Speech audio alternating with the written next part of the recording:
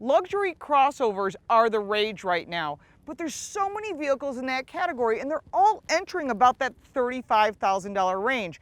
So how do you stand out?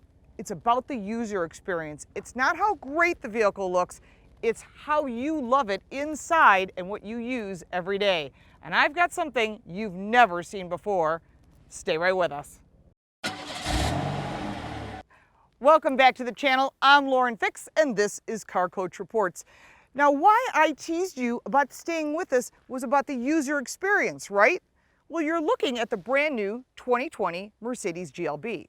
And yes, it's new, but it has some really cool technology inside. That's where you live inside a vehicle. So when people say, oh, the car looks great from the outside, sure it does.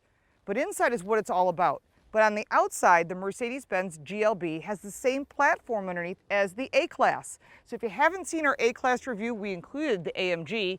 Check that out, that's over here. But this is a neat vehicle. It's a little boxier. It's an entry-level luxury crossover. It can seat up to 7 people. And what it has inside will really impress you. So you're looking at competition, and this is starting at $35,000, $36,000. But when this vehicle is loaded up, it's into the $50,000 range. What you want is this technology. This user experience will make you want to have this in your garage. And I really want to take you for a ride. We're here in Sedona. It's absolutely spectacular. We took this vehicle for a ride and we want to share it with you. Let's see what it does 0 to 60. This is in sport mode. Have you started yet? Okay, it sort of picks up a little. Yeah, it picks up. But only not until 60. Right, it doesn't pick up until the higher end. But in comfort eco mode, it's not going to be as enthusiastic off the line. And that brings it into a different category as a 2-liter turbo with other 2-liter turbos. So what you're getting is all of Mercedes technology, but you're not getting the performance that you would think of like an AMG. So for performance, I'm going to give it a 7. When it comes to handling, there's nothing like a German vehicle. If you've ever owned one, you understand why. It's about precision and making sure the vehicle does what you tell it to do. I gave it a 7 for handling. If it was an AMG, it might have a higher number. When it comes to visibility, there's really good vision as far as out the front. Huge piece of glass. The sills are at a reasonable height, so you're not limiting your vision. Nice side view mirrors. Out the back, you've got 2 headrests, which could be put all the way down, which will help give you better visibility out the back. But one of the best things for vision is this navigation system. Of course, it's an upgrade, but what you're gaining from it is showing you where to go, giving you visibility out the front, blind spot detection, and then that rolls into safety. So from a vision standpoint, it deserves a 9. But when you roll into safety, holy moly, the safety features are a lot. And you can shut them down or reduce some of the intensity.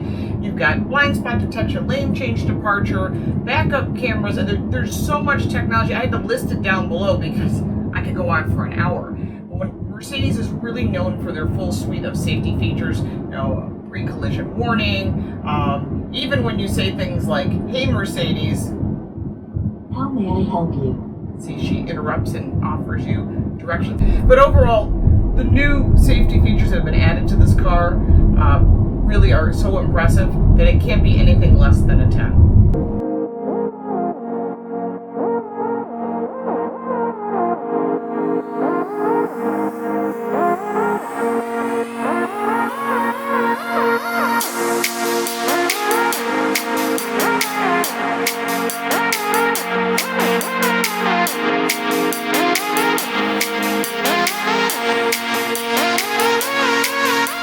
The second row of the GLB, there is a lot of leg room. Now the person that was sitting here before me is 6 feet tall. That tells you there's a lot of room.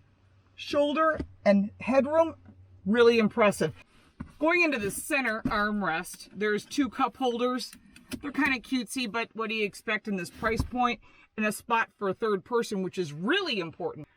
Behind the center console, you've got not just 2 vents, but you've got 2 USB-C connections and a 115 volt connection here, which is good. That's why the seating comfort is a 10, because you're not just getting the kinetic seating, which is spectacular, you're also getting good seating comfort in the second row, which is adjustable. And that's really important if you have child safety seats.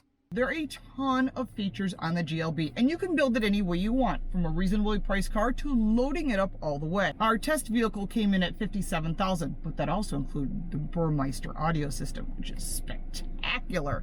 If you are an audiophile, you like listening to good quality music, you will want the top of the line audio system.